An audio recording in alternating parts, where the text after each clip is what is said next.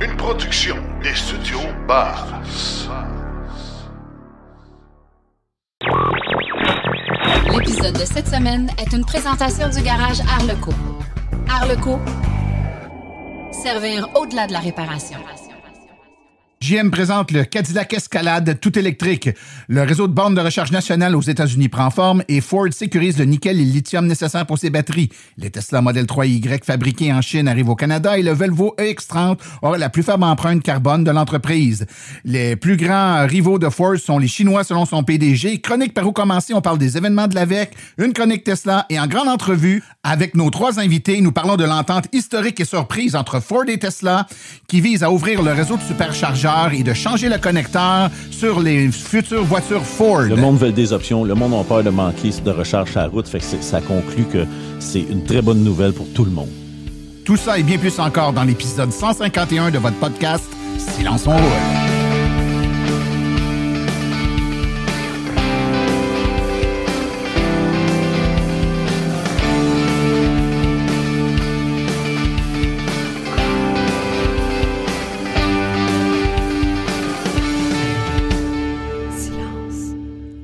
Bonjour tout le monde, mon nom est Martin Archambault et c'est avec passion et plaisir que j'anime Silence on roule, le balado dédié 100% au transport électrique. Silence on roule est également le fier partenaire de l'Association des voitures électriques du Québec. J'espère que vous allez bien, que vous avez passé un beau 2 semaines. En fait, on se sort tout juste d'une série d'épisodes hors série de Silence on roule. Il y a eu 3 épisodes, en fait, qui sont des entrevues qui avaient été captées au Salon du véhicule électrique de Montréal, au Stade olympique. Donc, 3 épisodes. Chaque épisode avait 2 entrevues, donc 6 entrevues au total.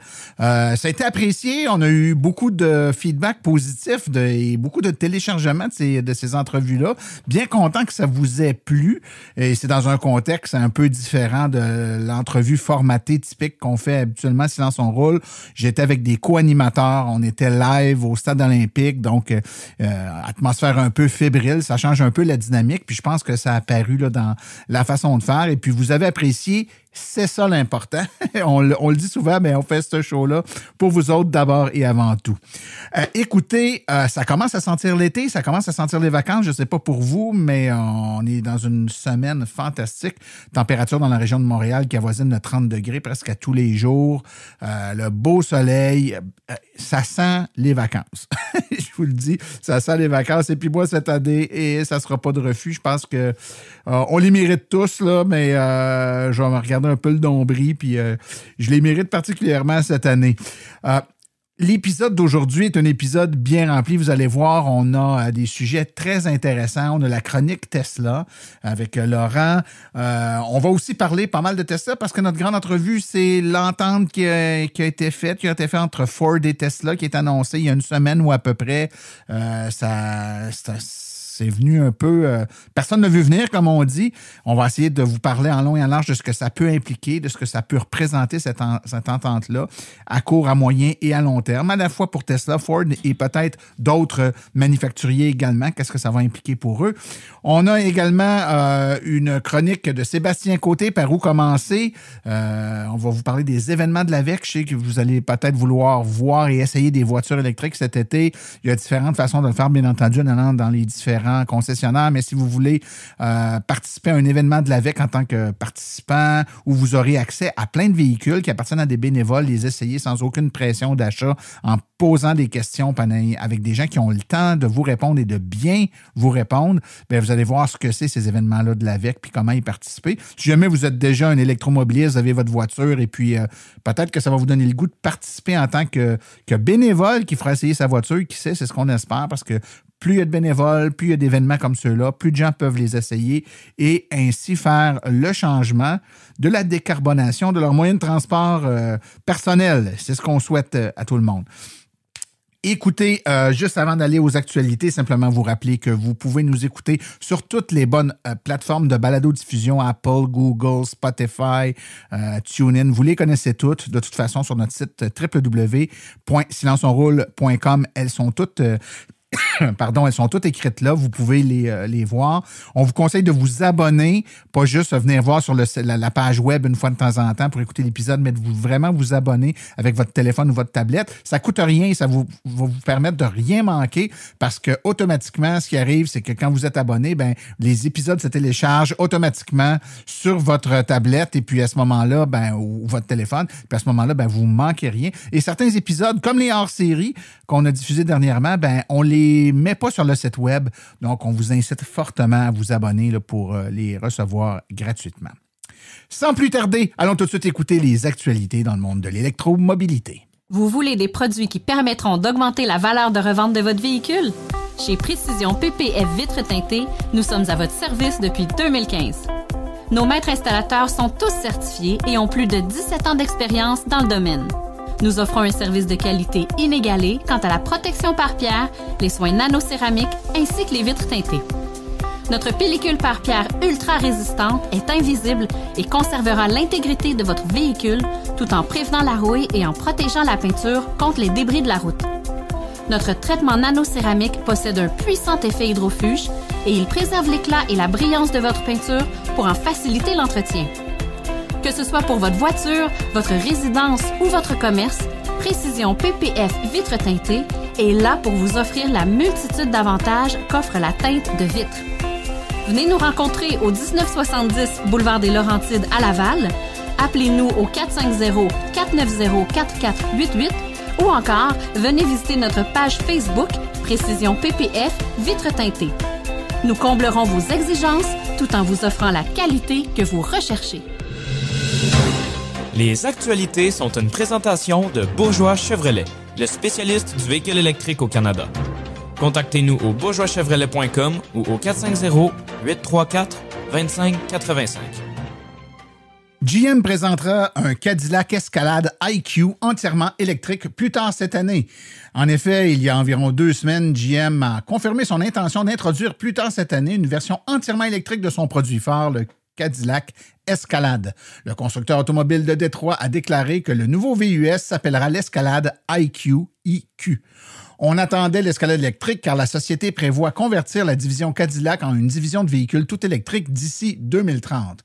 Le constructeur automobile de Détroit a déclaré que le nouveau VUS, qui s'appellera le IQ, va confirmer et mettre de l'avant la stratégie de développement de la division Cadillac électrique qui comprend jusqu'à présent le multisegment Lyriq et la prochaine berline ultra luxueuse Celestiq. Le succès et l'efficacité du réseau national de bornes de recharge de véhicules électriques d'une valeur de 7,5 milliards de dollars prend forme sous les informations de la semaine dernière confirmées par le Joint Office of Energy and Transportation aux États-Unis. Tesla dispose d'un réseau de superchargeurs pour ses véhicules et le réseau Electrify America assure le voyage le long d'itinéraires spécifiques. Mais le développement du réseau de recharge fédéral permettra de favoriser l'adoption des véhicules électriques par le grand public en servant d'épine dorsale considérant les dizaines de milliards de dollars investis dans la production de véhicules électriques et de batteries aux États-Unis. Ford maintient son objectif de construire 2 millions de véhicules électriques d'ici 2026 et affirme avoir obtenu 90% du nickel et du lithium nécessaires. Lors de son événement de la journée des marchés financiers pour les investisseurs et les médias, Ford a réitéré son intention d'atteindre un taux de production annuel de 2 millions de véhicules électriques d'ici 2026, confirmant qu'elle avait sécurisé 90% du nickel et du lithium, éléments nécessaires pour atteindre son objectif. Le constructeur automobile a également confirmé que son objectif d'atteindre des marges de profit de 8% sur ses véhicules électriques d'ici 2026 grâce à la croissance du volume des ventes, à des concepts améliorés et aux économies réalisées grâce à l'internalisation des technologies de batterie est sur la voie de se réaliser. Le directeur financier de Ford, John Lawler, a déclaré que l'unité commerciale des modèles I, EV et des logiciels devrait prendre environ 1,2 million de véhicules, vendre environ 1,2 million de véhicules électriques aux États-Unis chaque année d'ici là. Selon Reuters, lors de la rencontre du 22 mai, Ford a reconnu qu'elle devait déduire de 7 milliards américains ses coûts de production et regagner sa crédibilité à Wall Street. Le constructeur automobile a estimé que ses coûts de production étaient supérieurs de 7 milliards américains à ceux des concurrents, principalement au sein de sa division Ford Blue Ice. Selon le site web de la société Tesla, elle mettra sur le marché canadien des modèles 3 et des modèles Y fabriqués en Chine. La compagnie a confirmé que ses premières expéditions en Amérique du Nord à partir de son usine de Shanghai se feraient très bientôt. Le site web de Tesla montrait à la fois des véhicules modèle Y à propulsion arrière et à version traction intégrale longue autonomie du modèle 3 disponibles pour livraison immédiate en Colombie-Britannique avec des codes indiquant qu'ils avaient été fabriqués à la Gigafactory de Shanghai. L'entreprise Volvo est convaincue que son prochain VUS électrique, le X30, aura la plus faible empreinte carbone de tous ses modèles de production à ce jour. Prévu pour faire ses débuts le 7 juin prochain avec des commandes et des précommandes sur certains marchés, le X30 présente une réduction de 25% des émissions de carbone sur son cycle de vie par rapport aux véhicules électrique C40 Recharge et XC40 Recharge qui affichent également une efficacité améliorée pour l'année 2024. Les voitures n'ont aucune émission d'échappement, mais sont quand même responsables d'émissions provenant d'autres sources, telles que la production et l'électricité utilisée pour les recharger. Selon un communiqué de presse de l'entreprise Volvo, elle vise s'attaquer à la production en évaluant les matériaux utilisés. Une nouvelle qui en dit long sur le changement du portrait du monde de l'automobile, c'est le président de Ford qui a déclaré que les constructeurs automobiles chinois étaient les plus grands rivaux de Ford sur les marchés des véhicules électriques et non pas GM et Toyota. Il a déclaré « Nous voyons les Chinois comme notre principal concurrent et les Chinois sont en train de devenir une puissance dans le domaine. Certes, se comparer à Toyota dans le secteur des véhicules électriques n'est pas vraiment un défi de taille car le constructeur automobile japonais ne fabrique qu'un seul modèle destiné en Amérique du Nord, le BZ4X, tandis que GM n'a pas encore poussé la production de la Cadillac Lyriq et du GMC Hummer. Ceci étant dit, Farley a cité BYD, Geely, Great Wall, Changan, SAIC, ainsi que parmi les entreprises gagnantes en Chine. Et parmi les constructeurs automobiles chinois, il affirme que ceux qu'il doit battre en tant que Ford sont des produits qui ont une très grande marque distinctive et des coûts de production vraiment inférieurs.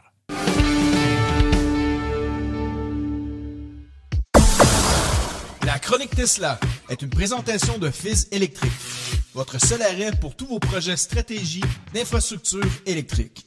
Fizz Électrique, membre de la CEMEC. 418-836-8661 ou fize.ca.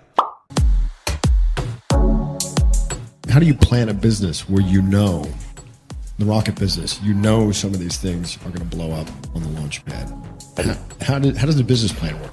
I don't really have a business plan. Chronique Tesla avec Laurent Gigon. Entente historique entre Ford et Tesla. Tesla a décidé d'ouvrir ses stations de superchargeurs aux véhicules électriques de Ford. Les propriétaires de véhicules Ford auront désormais accès au plus grand réseau de recharge rapide aux États-Unis et au Canada. À partir du début 2024, les propriétaires de véhicules électriques Ford devraient avoir accès à plus de 12 000 stations de recharge superchargeurs aux États-Unis et au Canada. En outre, la prochaine génération de véhicules électriques de chez Ford sera équipée de la prise de recharge nord-américaine développée par Tesla au lieu du connecteur CCS. Jim Farley, PDG de Ford, a révélé ces informations lors d'une conversation sur Twitter Space avec Elon Musk. Les analystes estiment que cette nouvelle pourrait être négative à court terme pour les autres fabricants, entre autres GM, car l'accès aux stations de recharge est un facteur clé pour susciter l'intérêt des consommateurs pour les véhicules électriques, particulièrement aux États-Unis. Cette situation pourrait toutefois être bénéfique à long terme pour Tesla. Il semble que Tesla soit en train de remporter la bataille pour un standard de recharge en Amérique du Nord, car Ford et le constructeur de véhicules électriques solaires Aptera ont déjà opté pour ce nouveau standard nommé NACS. Pour Ford, l'accès au réseau de Tesla pourrait résoudre un problème majeur pour leurs clients qui devaient auparavant utiliser des fournisseurs de recharge tiers. Pour Tesla, l'ajout de clients Ford pourrait contribuer à augmenter l'utilisation de son réseau, un élément clé de sa rentabilité. Depuis plus de 10 ans, Tesla a privilégié une approche propriétaire avec son propre réseau de superchargeurs et ses propres connecteurs de chargement pour l'Amérique du Nord. En revanche, Ford a plutôt suivi les normes de l'industrie en adoptant le système de recharge combiné CCS pour la recharge rapide, largement utilisé par les autres constructeurs automobiles. Cependant, cette annonce récente indique que Ford a opté pour l'utilisation du réseau de superchargeurs de Tesla, marquant ainsi un changement de direction stratégique. Au fil du temps, Tesla a démontré l'efficacité de cette approche propriétaire en offrant une expérience de recharge supérieure à celle des véhicules utilisant le CCS, en partie parce que cela lui permet d'avoir un meilleur contrôle des recharges et de l'occupation du réseau, puisque le planificateur de trajet communique avec les réseaux de superchargeurs. En ouvrant son réseau de superchargeurs à d'autres constructeurs, Tesla renforce sa position de chef de file sur le marché et donne une plus grande valeur à son réseau de superchargeurs. Tesla a récemment ouvert son connecteur rebaptisé NACS, North American Charging Standard. Cette décision pourrait contribuer à faire du connecteur Tesla le standard de l'Amérique du Nord, compte tenu de la part de marché importante que Tesla a dans cette zone. En adoptant le réseau de superchargeurs de Tesla, Ford améliore l'expérience de recharge pour ses clients et renforce sa compétitivité sur le marché des véhicules électriques. Ford obtient un accès à un réseau de recharge privé de haut niveau, ce qui pourrait attirer davantage de clients vers ses véhicules électriques. Le risque pour Ford réside dans le fait qu'ils sont plus dépendants de Tesla. Cette annonce est une validation de la stratégie de Tesla et une reconnaissance de son leadership dans le domaine de la recharge de véhicules électriques. Pour Ford, c'est une évolution stratégique significative qui peut améliorer son positionnement sur le marché des véhicules électriques. La décision de Ford d'utiliser le réseau de superchargeurs de Tesla marque un tournant majeur dans l'industrie des véhicules électriques. Cette stratégie pourrait potentiellement donner à Ford un avantage considérable sur les autres fabricants de véhicules électriques, car elle permettra à ses clients d'accéder à un réseau de recharge largement considéré comme le meilleur du marché. Pour les autres fabricants de véhicules électriques, la question se pose donc de savoir s'ils devraient suivre l'exemple de Ford ou continuer à utiliser le connecteur CCS. Il y a plusieurs facteurs à prendre en compte. L'accessibilité du réseau de recharge de Tesla. Actuellement, Tesla a le réseau de recharge le plus complet et le plus fiable. Si les autres constructeurs veulent offrir à leurs clients une expérience de recharge équivalente, ils pourraient envisager de négocier un accord similaire avec Tesla. La standardisation. Si de plus en plus de constructeurs se tournent vers le connecteur de Tesla, cela pourrait entraîner une standardisation de l'industrie autour de ce connecteur, rendant le CCS obsolète. Cela pourrait inciter d'autres constructeurs à adopter le connecteur de Tesla pour rester compétitif. On pourrait croire que l'adoption du connecteur de Tesla pourrait entraîner des coûts supplémentaires pour les constructeurs. Mais c'est l'inverse, puisque Tesla a ouvert son standard et ne collecte aucun droit à ceux qui veulent le fabriquer ou le distribuer. En outre, il semble que ce connecteur soit plus simple et moins fragile que le CCS. Les constructeurs devront peser les avantages de l'accès au réseau de superchargeurs de Tesla contre les éventuels inconvénients d'une dépendance accrue envers une entreprise concurrente. En fin de compte, chaque constructeur devra prendre une décision basée sur ses propres priorités et stratégies. Certains pourraient décider de suivre l'exemple de Ford et d'adopter le connecteur de Tesla, tandis que d'autres pourraient choisir de s'en tenir au CCS, peut-être en travaillant pour améliorer l'infrastructure de recharge existante pour ce standard. Il est également possible que certains constructeurs envisagent d'autres options comme le développement de leur propre réseau de recharge.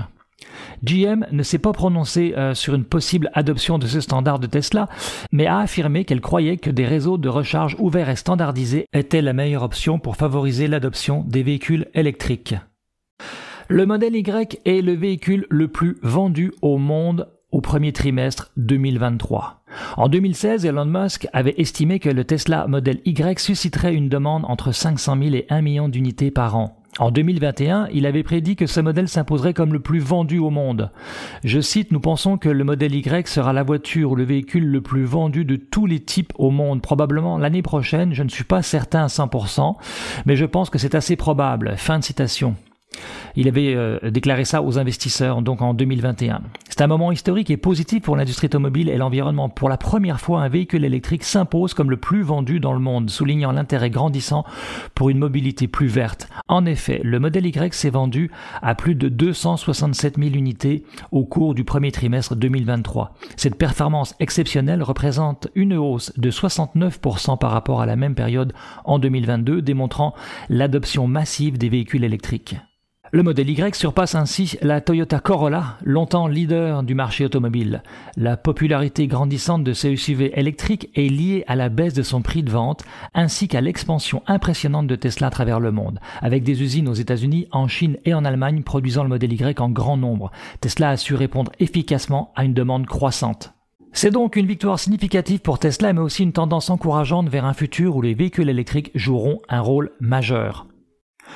Au cours de la réunion annuelle des actionnaires de Tesla, plusieurs points importants ont été abordés. D'abord, la succession. Elon Musk a nié les rumeurs selon lesquelles il quitterait son poste de PDG de Tesla.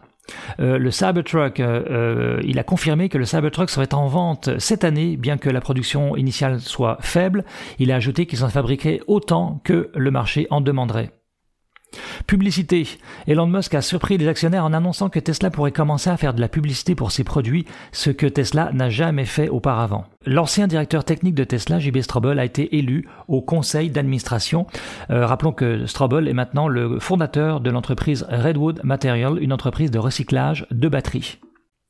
Voilà, c'est tout pour aujourd'hui. Merci de m'avoir suivi. À très bientôt pour une prochaine chronique.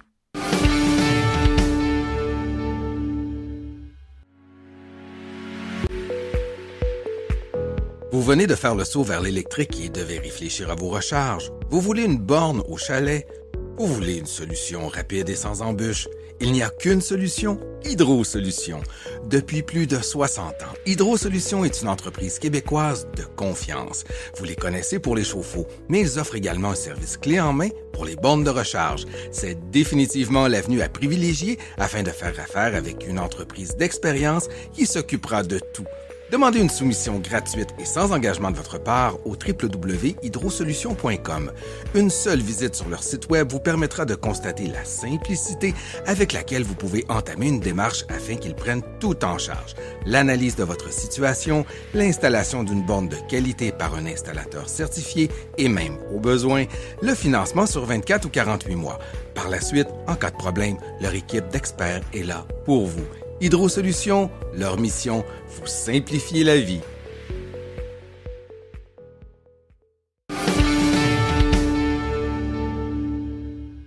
S'il y a un sujet qui a retenu l'attention dans les derniers jours, c'est la nouvelle de l'entente entre Ford et Tesla. Une nouvelle qui implique plusieurs choses en lien avec la recharge des véhicules Ford sur le réseau Tesla, mais également des modifications à venir sur les véhicules Ford. Ça suscite beaucoup, on dirait, de passion. Et pour en parler, j'ai justement avec moi des passionnés. Le premier, Fred Allard. Bonjour, Fred. Salut, Martin. Garde en dedans de toi toute cette énergie, puis on va en discuter dans quelques instants. Ensuite, pour discuter avec lui, écoutez, je pouvais pas m'empêcher... Afin de donner une touche analytique, voici l'indécryptable Fred Saint-Laurent. J'avais oublié comment c'était bon. T'avais oublié comment c'était bon, hein? C'est ça. Qu'est-ce qui est bon, là, c'est que quand on se le rappelle comme ça vient nous chercher en dedans. C'est bon, ça va garder la passion pour le sujet. Et finalement, pour en parler également avec nous, à distance cette fois-là, notre collaborateur régulier, et j'ai nommé... Stéphane Levert. Stéphane Levert. Stéphane Levert.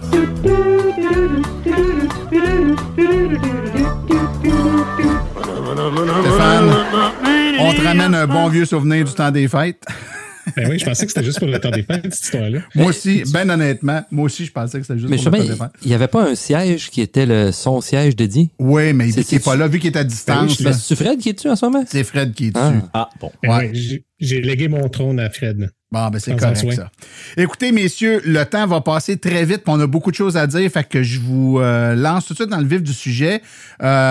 Est-ce qu'il y en a un de vous autres, peu importe qui veut se lancer, juste nous donner une petite description de l'annonce, en gros? Qu'est-ce qui a été dit, le peu qui a été dit? Qu'est-ce qui a été annoncé officiellement? Fred, alors, vas-y.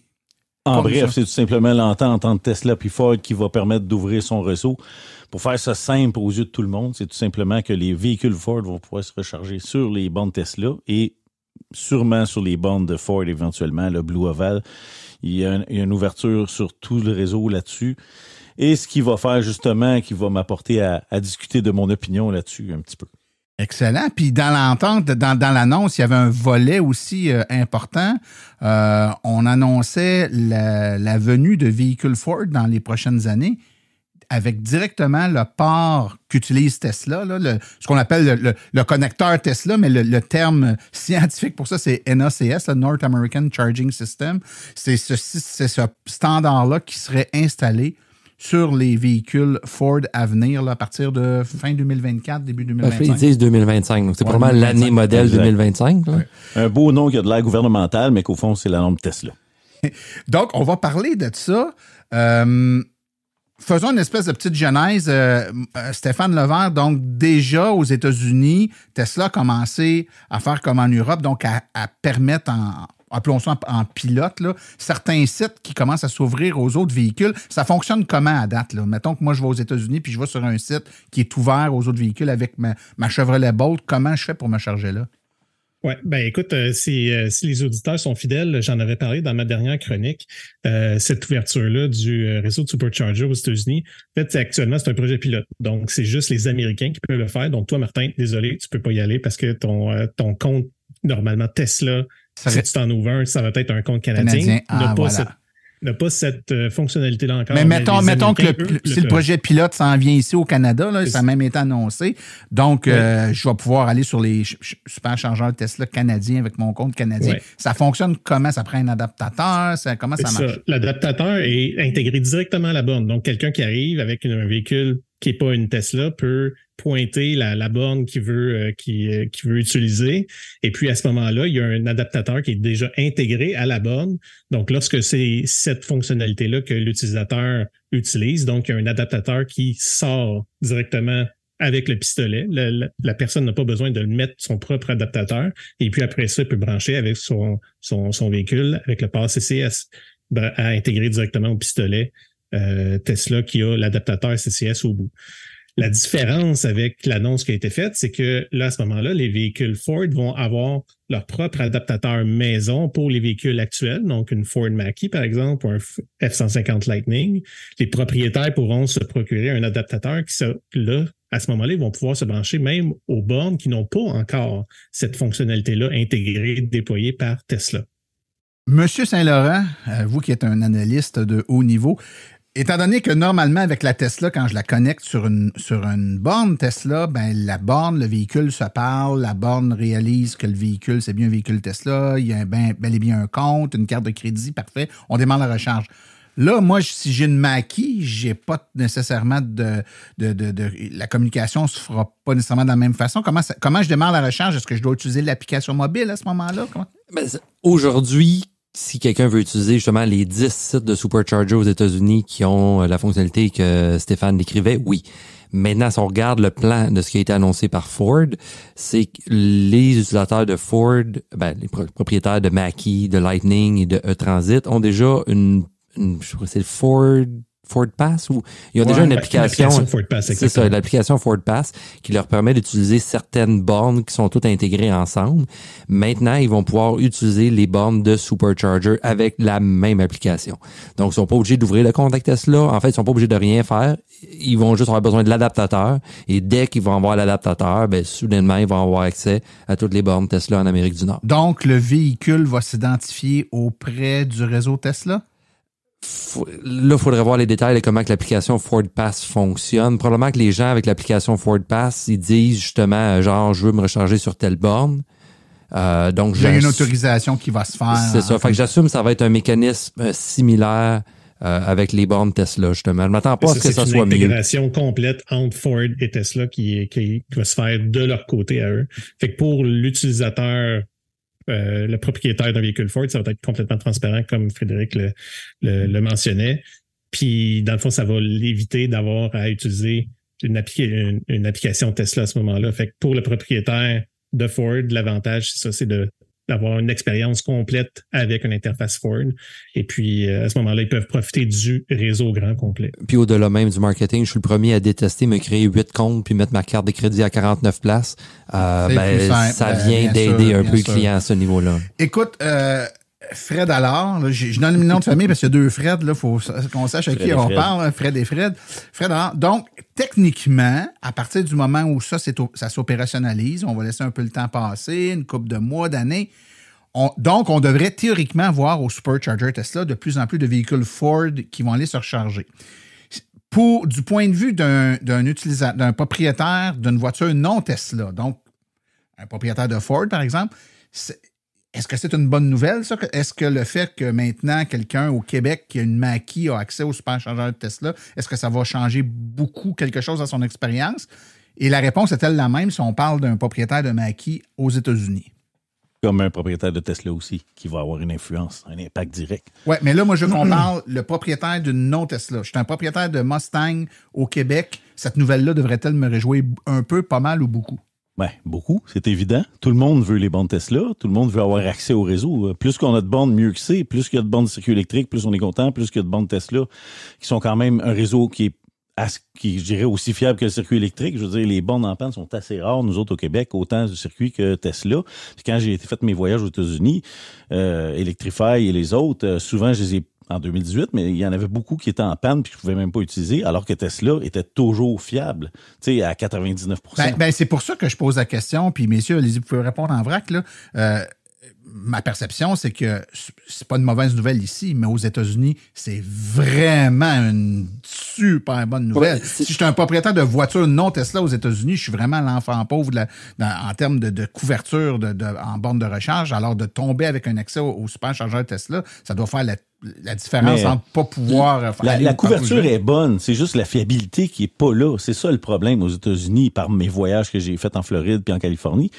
C'est ça le problème. Arrive une place, puis là, t'as plus d'autonomie, puis là, ça charge pas. Puis là, tu vois la borne Tesla au bord de la rue, puis tu peux pas te charger si t'as pas une Tesla. T'sais. Au-delà même de la fiabilité, oui, il y a le problème de fiabilité qui est probablement le pire, mais ils ont maintenant de plus en plus, parce que pendant un bout de temps, il y avait juste quasiment des Tesla aux États-Unis. Maintenant, les autres manufacturiers commencent à avoir des véhicules 100% électriques intéressants.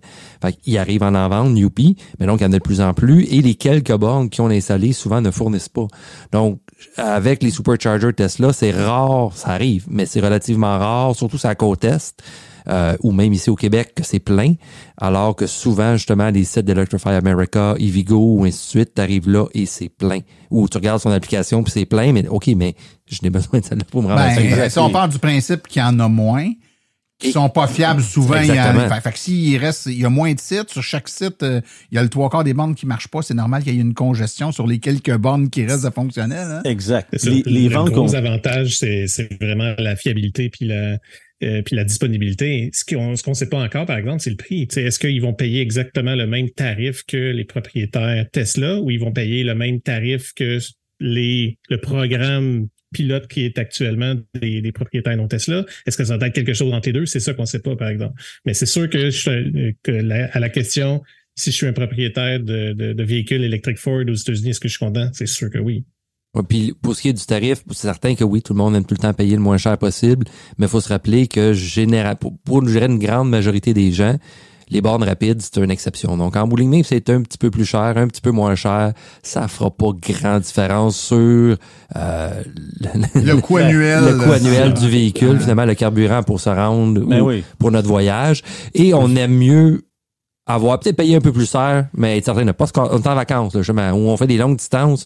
Dernière chose que tu veux, c'est te casser la tête. Là, tu veux te rendre à destination. Donc, je paye un peu plus cher, mais je suis certain que je vais me rendre. Je suis certain que ça va être fiable puis que ça va être rapide. Mais tu l'as dit tantôt, là, la game est différente. Là. Au Québec versus aux États-Unis, même ici au Québec, là, les gens ont les propriétaires de Tesla ont le choix. Là. Plus souvent, un site supercharger, il y a des bornes de circuit électrique très proches. Il y en a qui vont choisir les bornes de circuit électrique par choix par rapport au tarif, mais aux États-Unis, la game est différente. Là.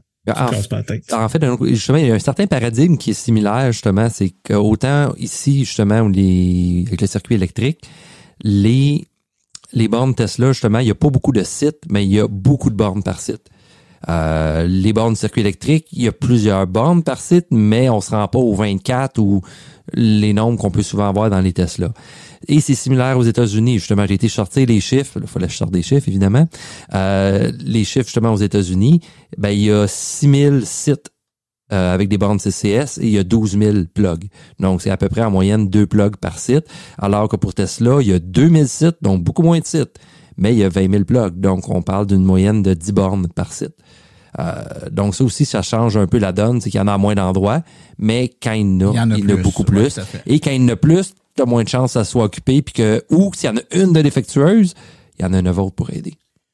Là, Fred, alors, on le regarde de l'autre côté maintenant, la situation.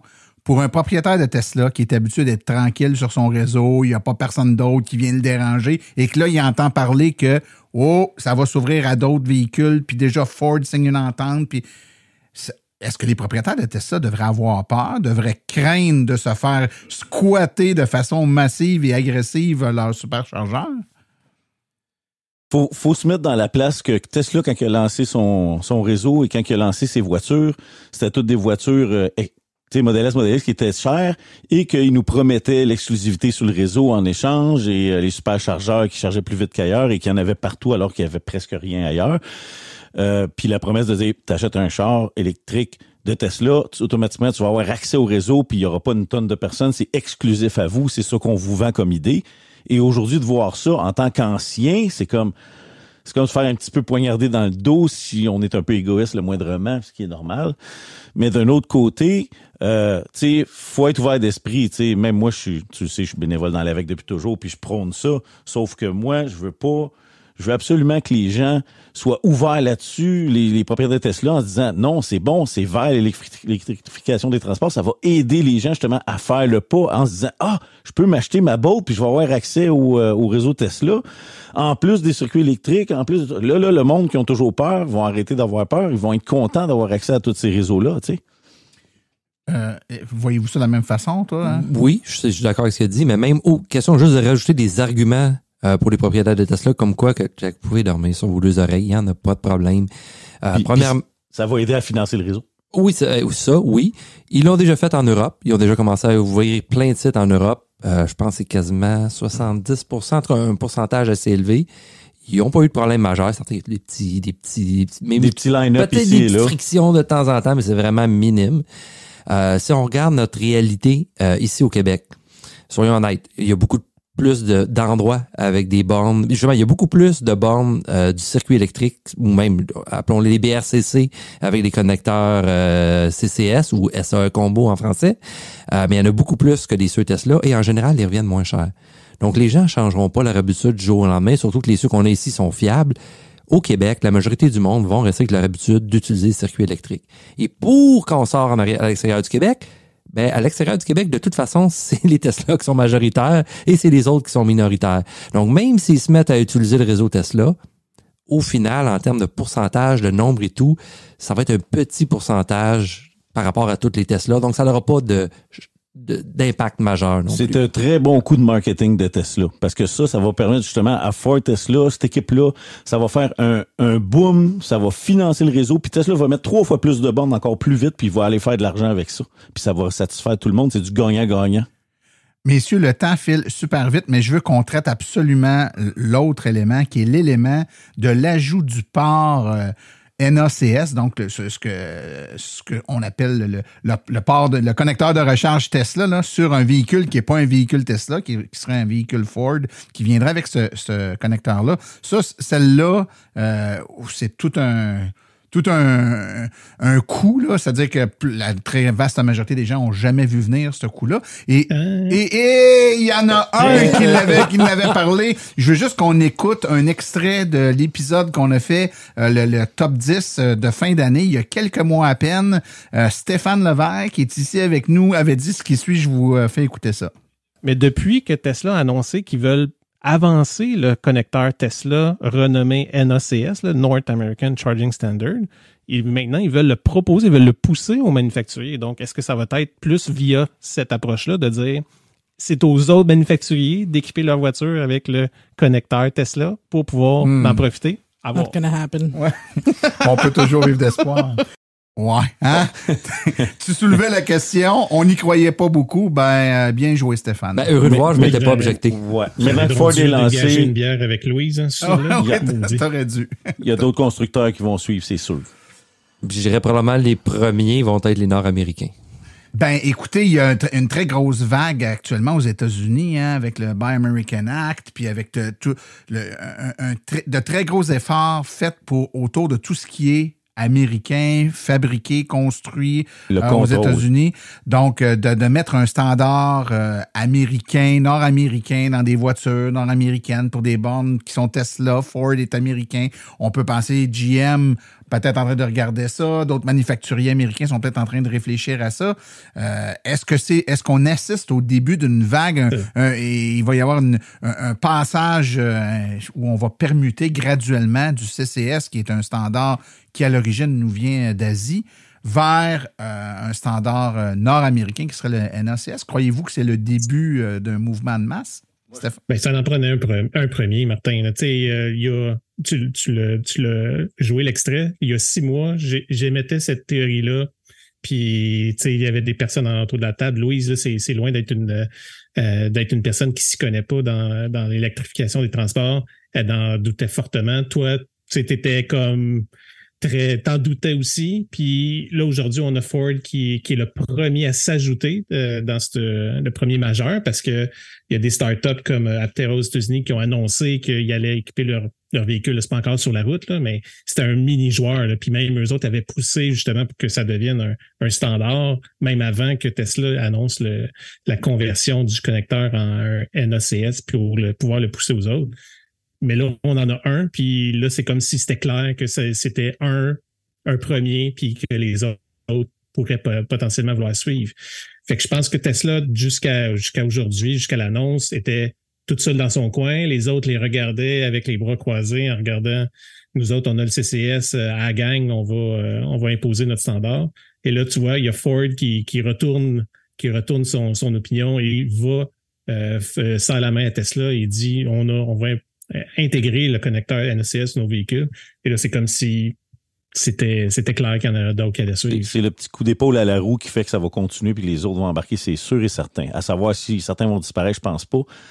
Je pense que ça va prendre du temps, mais je pense que c'est vraiment... Mais ça amène quand même une situation qu'on n'a pas vécue avant, c'est-à-dire que, du moins ici au Québec, regardons-le de notre point de vue à nous, on pouvait très bien dire à quelqu'un qui s'achète une voiture, tu n'as pas à t'inquiéter, partout où tu vas, les bornes, ça va marcher. Parce qu'anyway, ils ont les 2 connecteurs, fait que peu importe. Et là, graduellement, les voitures ont arrêté d'avoir un certain port, alors que les bornes avaient encore les 2. Donc, c'était toujours très safe.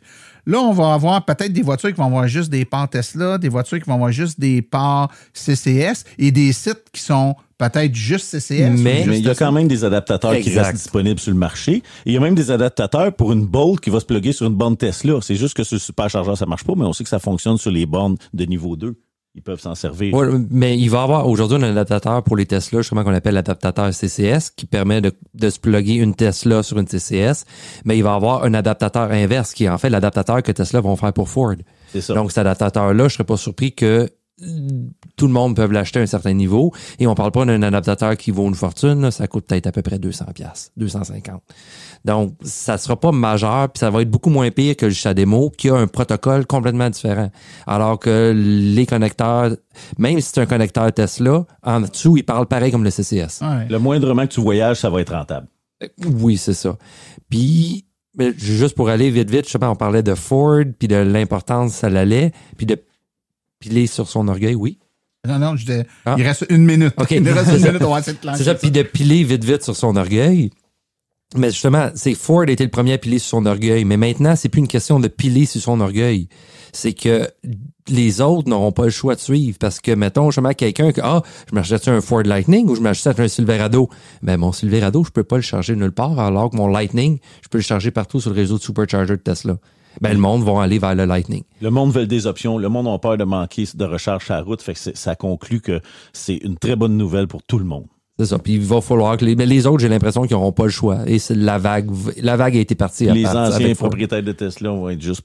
faut prendre son mal à la patience s'il y a plus de monde aux bornes. Mais d'un autre côté, ça va financer le réseau puis il va y avoir plus de bornes. Mais Fred Allard, tu l'as bien dit, là, il y a comme une espèce il a fallu avaler un petit peu la pilule. Mais tu garde, je le fais, là, c'est pour le bien de la cause, mais globalement, dans le monde Tesla, est-ce que les gens avalent aussi bien la pilule que toi, tu l'avales? Ben, faut prendre le temps, comme n'importe quoi, comme l'électrification, d'expliquer aux gens. Faut prendre le temps de leur dire, regarde, oui, ça a l'air de ça, mais au fond, si on regarde le contexte et tout, puis qu'on prend le temps d'expliquer aux gens tout ce qui fait qu'on va gagner, que ce soit en achetant un char électrique ou ayant accès au réseau Tesla avec un autre véhicule, c'est là que les gens vont embarquer, vont comprendre, puis là, ils vont être du même bord que nous. On n'est pas contre la vertu, là, c'est quelque chose qui va permettre aux gens, justement, d'en profiter n'importe quelle marque de voiture. Monsieur Levert, je vous donne le crachoir pour le mot de la fin. Ouais, ben écoute, j'ai vraiment hâte de voir là, ça va être quoi la suite. Là, on l'a dit tantôt, là, Ford a été le premier. Qu'est-ce qui nous attend pour la suite?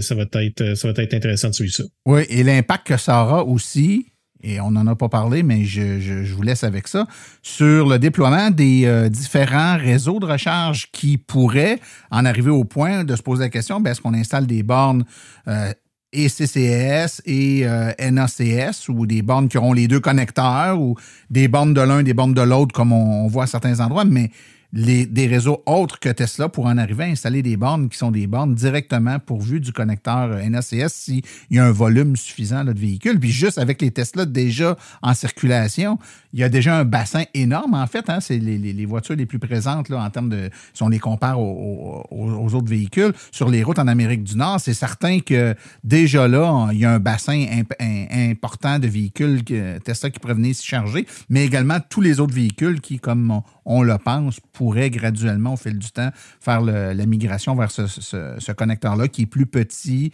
qui a certaines qualités là, que tout le monde le reconnaît, là, petit, performant, protocole de communication qui permet d'identifier le véhicule, etc. Donc, alors que le CHAdeMO est énorme et il est dur à connecter pour la plupart des gens. Oui, mais le CHAdeMO, il s'en va doucement pas vite. Il n'y a plus une ben nouvelles autos. À quel circuit électrique avec ces 2S puis une borne Tesla?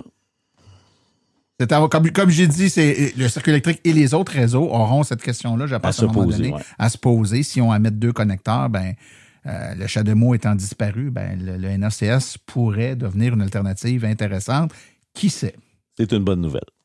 Donc, messieurs, écoutez, on avait avec nous Fred Allard, Fred Saint-Laurent et Stéphane Levert. Merci beaucoup de vous être offert pour le petit débat, le petit échange. On va regarder la game aller. Ça risque de bouger. Ça pourrait, la nouvelle pourrait faire des petits, du moins si vos prévisions sont bonnes. Puis quand on aura une masse critique là, de convertis, de compagnies converties au NACS, on pourra faire une prise 2 puis regarder un peu l'impact réel que ça a eu, au-delà de l'impact appréhendé qu'on a à présent. Mais moi, je vous dirais en terminant, là, tout mouvement qui permet d'améliorer l'expérience à l'étape où on est en électrification ne peut être qu'une bonne nouvelle. Maintenant, on peut philosopher longtemps sur c'est-tu un bon move pour Ford, c'est-tu pas un bon move pour Ford, mais du point de vue global de l'électrification des transports, plus on rend les réseaux compatibles entre eux, plus on rend l'expérience des utilisateurs simple et efficace, plus on est gagnant. Et à la base, le connecteur, comme tu l'as dit tantôt, il est plus simple, il est plus léger, il est plus fiable. Et s'il y a un moment à faire le switch, le plus tôt qu'on fait le switch, c'est le mieux. Donc, autant commencer le switch tout de suite que de repousser ça, mettons, dans X années qu'on se rend compte que, zut. As-tu des actions dans le NACS, Fred? Je dois avouer, je n'ai qu'une dans Tesla, oui. Messieurs, je vous remercie beaucoup pour votre présence aujourd'hui. Merci Martin, merci les gars. Merci.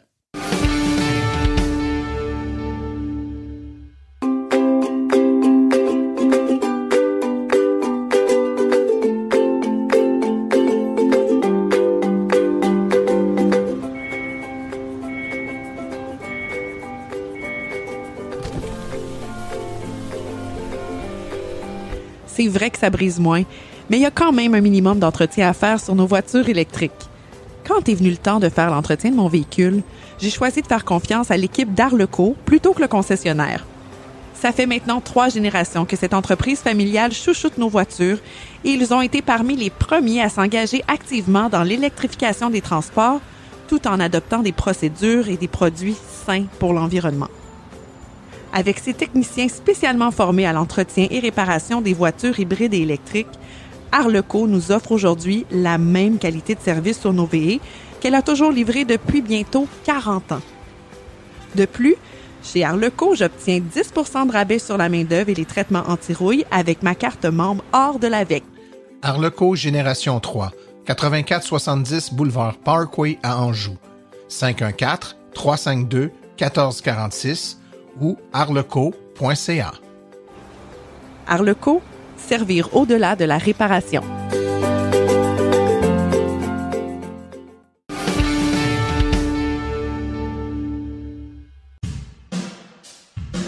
La chronique « Par où commencer ?»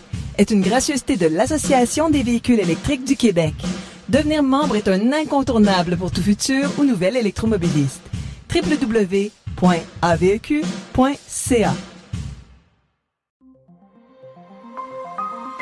Par où commencer?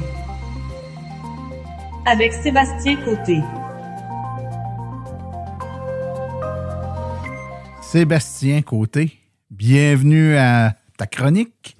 Par où commencer? Merci, Martin. On est au début de l'été et par où commencer? On va commencer par nous parler des événements de l'AVEC parce que l'AVEC est partout au Québec, organise des événements, mais encore faut-il comprendre ce que c'est ces événements-là, ce que ça vise, qu'est-ce qu'on peut trouver. Les gens qui nous écoutent, qui ont envie peut-être de participer, on va leur donner une meilleure idée de ce que c'est. Donc, parle-nous, c'est quoi les événements de l'AVEC? Oui, en fait, je trouvais à propos quand même de vous présenter ces événements-là typiques que l'AVEC fait. On nous connaît un peu dans les salons de l'auto, on voit nos vestes oranges. Par contre, il faut savoir que notre grande force, c'est les événements régionaux où on a une approche plus près du visiteur. Donc, l'été, c'est vraiment la période où on est très actif, puis c'est une bonne opportunité pour débuter vos réflexions là, sur le véhicule électrique puis tout ce qui entoure le véhicule électrique. C'est les grosses périodes où les gens, ils se vendent plus de véhicules aussi. Les gens commencent à magasiner là, avec la fonte de la neige, puis on voit que les statistiques de vente et d'acquisition de véhicules électriques augmentent et explosent avec le beau temps. Donc, c'est un temps idéal pour aller se renseigner auprès des gens de l'AVEC, bien entendu. Puis c'est pas mal bullseye avec le cœur de ce qu'est l'AVEC, dans le fond, de donner cette information-là. Oui, en fait, notre mandat principal, ça va être d'offrir là, sur le terrain là, des essais routiers de véhicules électriques, mais avec les propriétaires bénévoles, donc pas des véhicules prêtés. Donc, on est près de ces propriétaires-là qui connaissent bien leurs véhicules. Puis, la plupart de nos activités, ils se font, justement, les activités régionales se font sur une journée, souvent le week-end. Donc, il faut regarder souvent nos calendriers, savoir dans quelle région nous sommes, quelle ville, et venir nous visiter. Puis, tu sais, Sébastien, je pense qu'il faut mettre l'emphase sur le fait que, tu l'as bien dit, les gens vous voient peut-être plus parce que c'est des gros événements, les salons, mais pour 2, 3, 4 gros salons, vous faites 70, 80, 100 plus petits événements. Et c'est le cœur de ce qu'est l'AVEC, c'est-à-dire que, pensez-y 30 secondes, là, vous allez essayer des véhicules. Et c'est des gens qui connaissent très bien le véhicule et qui n'essayent pas de vous vendre le véhicule. C'est ça la grosse valeur de l'AVEC auprès des gens qui se magasinent une auto. Vous n'êtes pas là pour leur vendre votre modèle de véhicule plutôt qu'un autre. Vous leur parlez de façon très ouverte des différents modèles. Ils sont là en démonstration. C'est les véhicules des gens qui sont là. Ce n'est pas des vendeurs. Il n'y a personne qui n'a rien à vendre dans ces événements-là. Sébastien, quelqu'un qui spot dans le calendrier un événement puis qui y va, on s'attend à quoi? C'est quoi le déroulement là, de ces événements-là? Oui, je vais vous le présenter de deux facettes, le côté du bénévole et le côté du visiteur, parce que je pourrais inviter justement des gens à devenir bénévoles et s'impliquer dans ces journées-là et inciter les visiteurs à venir nous voir. Donc, les directeurs régionaux des différentes régions du Québec, en collaboration avec la coordination régionale, ils font l'annonce de l'événement. Donc, vous allez voir sur le calendrier qu'il y a un événement qui s'affiche. En même temps, on fait un appel de bénévoles avec justement dans notre banque. Et à la suite de ça, c'est soit des villes ou des organismes qui font appel à nous. L'appel de bénévoles va vous permettre de vous inscrire dans différents postes. On avait déjà parlé dans une chronique précédente qui avait des postes là, pour le kiosque d'information, kiosque d'inscription, l'aide sur site des essais routiers, évidemment, qui est le cœur de ça. Donc, aussi, on demande un peu d'aide là, pour le montage et le démontage en fin de journée. C'est important de se rappeler là, que contrairement au grand salon, c'est ça, c'est les véhicules des propriétaires qui viennent. Puis, en tant que bénévole, vous allez voir une semaine peut-être avant l'événement des courriels ou des communications qui vont arriver de beaucoup plus précises par rapport au déroulement de la journée, que ce soit de la planification des repas ou des petits détails de dernière minute avec le rôle de chacun. Excellent. Et maintenant, si on regarde ça du côté du participant, donc monsieur, madame, tout le monde qui a l'intention de s'acheter une voiture électrique, en tout cas qui commence à magasiner puis qui veut se renseigner un peu, cette personne-là s'attend à quoi? Il se passe quoi lorsqu'elle se présente sur le site de l'événement? Dans la plupart des cas, ce qu'on va essayer, c'est d'être là avec un kiosque d'information qu'on va appeler, où vous pouvez y poser n'importe quelle question au niveau de voyager électrique.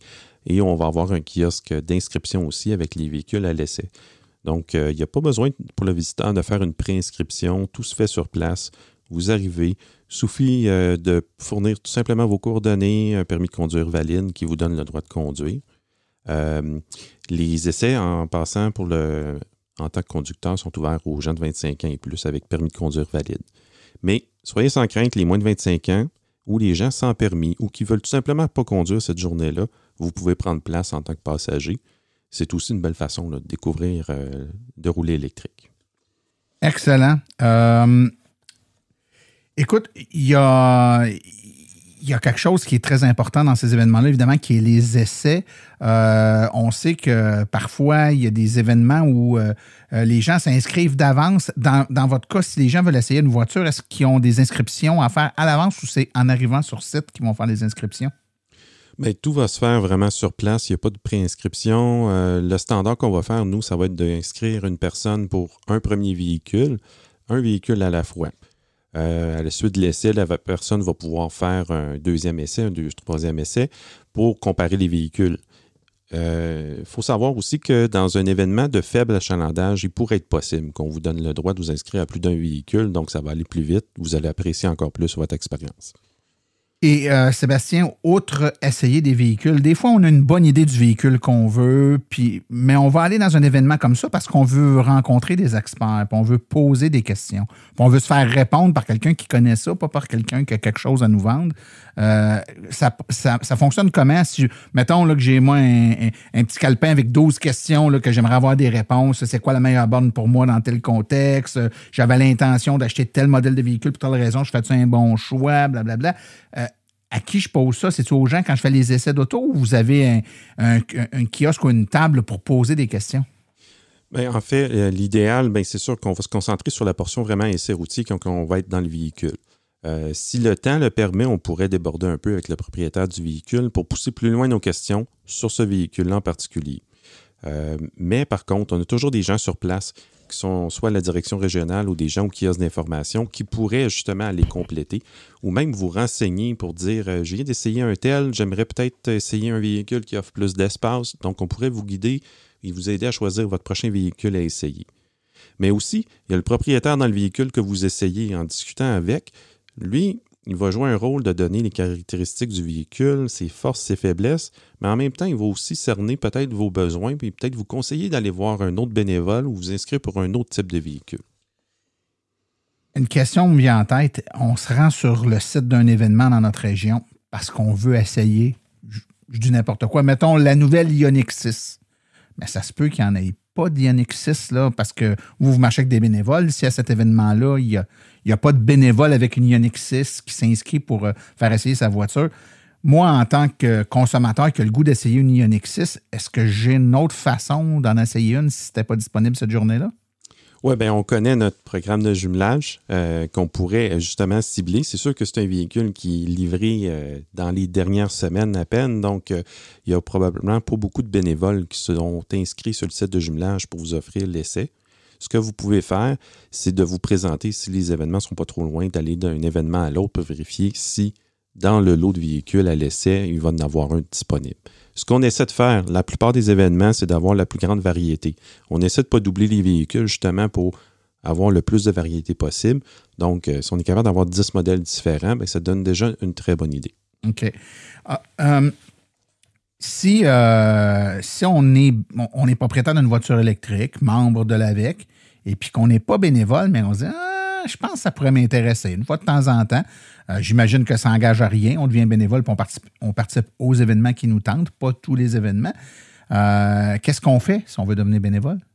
Bien, en fait, dans votre profil membre du site de l'AVEC, vous allez dans le côté, il va y avoir des questions qui vont dire « Est-ce que je suis prêt à donner du temps pour l'AVEC? » Donc, à ce moment-là, si vous cochez « Oui », vous allez avoir des questions supplémentaires par rapport au bénévolat. Donc, vous allez peut-être choisir aussi la région dans laquelle vous voudriez vous impliquer. Donc, quand il va y avoir des courriels d'invitation de bénévoles, vous allez les recevoir pour les régions ciblées. Vous allez avoir des questions que si vous êtes propriétaire d'un véhicule électrique, si vous êtes prêt à faire des essais routiers avec votre véhicule électrique. Donc, ça va, vous allez être inclus dans des banques différentes de recevoir les invitations. Puis, lorsque les invitations sont lancées, tout le monde y a droit d'aller s'inscrire. Puis, s'il y a encore de la place dans ce rôle-là ou dans ce poste de travail-là, bien, vous allez pouvoir vous inscrire. En terminant, Sébastien, 2 choses importantes, je crois. La première, si donc vous êtes intéressé par le travail de bénévole à l'AVEC, puis vous voulez en savoir un petit peu plus sur ce que c'est la vie de bénévole, je vous rappelle qu'on a le hors-série 31 qui a été diffusé en août 2022. On était aux Îles-de-la-Madeleine avec plein de bénévoles et puis on a fait un enregistrement là, où les bénévoles nous expliquaient ce que c'est faire du bénévolat pour l'AVEC, ce que ça leur apporte. Donc, tous les bienfaits, là, autant au niveau personnel qu'au niveau sociétal, de donner du temps pour promouvoir l'électromobilité. Donc, hors-série numéro 31. Et finalement, si vous êtes un auditeur qui voulait participer à un événement de l'AVEC puis vous voulez savoir ils sont où, ils sont quand ces événements-là, vous tapez le www.aveq.ca et dans le menu en haut, il y a une section événements. Vous cliquez là-dessus, vous allez avoir accès au calendrier et tous les événements vont être clairement listés là. Mon cher Sébastien, merci beaucoup. Merci Martin.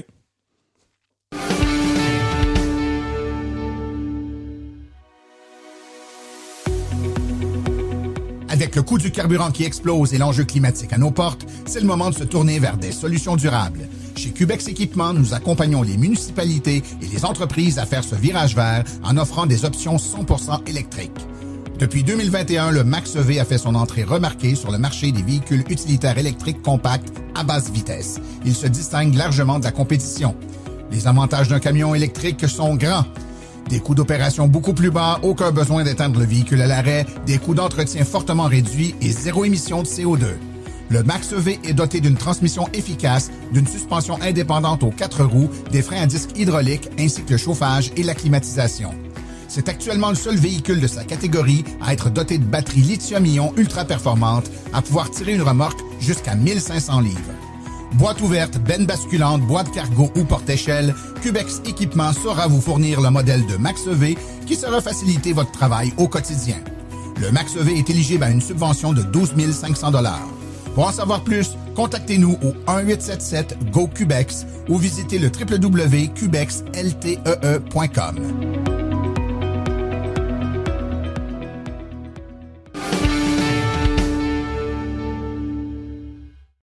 Voici les événements à venir dans les prochaines semaines dans le monde de l'électromobilité. Le 3 juin de 10h à 15h, l'AVEC, le club au barbecue du Centre d'inspiration électrique Kia. C'est au 1540 Cyril Duquette à Québec. Le relais électrique se recharge au Salon Écolo de Sainte-Anne-de-la-Pérade. C'est le 4 juin de 10h à 16h à l'église de Sainte-Anne-de-la-Pérade sur la rue Sainte-Anne. Kiosque virtuel Démystifions les mythes. C'est le 6 juin 2023 de 7h à 8h30 le soir. L'Assemblée générale annuelle de l'AVEC, c'est le 3 juin de 19h à 21h. C'est en mode Zoom webinaire. Un lien va être communiqué à tous les membres ultérieurement. Conférence au studio de la Bibliothèque multiculturelle de Laval le 20 juin à 19h30 sur en apprendre plus sur les avantages des véhicules électriques. Donc, c'est au studio de la Bibliothèque multiculturelle au 1535 boulevard Chaumédé à Laval. Et finalement, la grande tournée, le relais électrique au Lac-Saint-Jean, c'est du 21 au 31 juillet 2023. Suivez toutes les informations sur le site web de l'AVEC. Ceci conclut l'épisode d'aujourd'hui. Remerciements sincères à nos invités, c'est-à-dire aujourd'hui Laurent Gigon, Sébastien Côté, Stéphane Levert, Frédéric Allard et Frédéric Saint-Laurent. À la recherche, Martin Archambault et Stéphane Levert. Merci à nos chroniqueurs Stéphane Levert, Claude Gauthier, Laurent Gigon, Philippe Corbeil, Sébastien Côté, Cédric Ingrand, Nicolas Lambert ainsi que Daniel Rochefort. Communication, Marie-Hélène Hamelin. Thème musical, François Villot, Luc Poirier, Marie-France Falardeau. Réalisation et production, les studios basses. Un merci tout spécial à Arleco, notre commanditaire principal, ainsi qu'aux autres annonceurs qui rendent l'émission possible, c'est-à-dire Hydro-Solutions, Précision PPF Vitre Teintée, Cubex Équipement, Fils Électrique, Bourgeois Chevrolet, Création L'Escarmot et le magazine L'Alternative électrique et finalement l'Association des véhicules électriques du Québec. La reproduction est permise, nous apprécierions en être avisés. Les questions concernant le balado doivent être adressées à martin@silenceonroule.com et pour toute l'information sur les véhicules électriques, visitez plutôt le www.avq.ca. Vous avez également accès aux archives de tous nos épisodes au archives.silenceonroule.com et finalement, vous pouvez nous laisser un message sur notre boîte vocale au questions.silenceonroule.com. Mon nom est Martin Archambault. Et d'ici le prochain balado, j'espère que vous attraperez la piqûre et direz vous aussi, silence, on roule.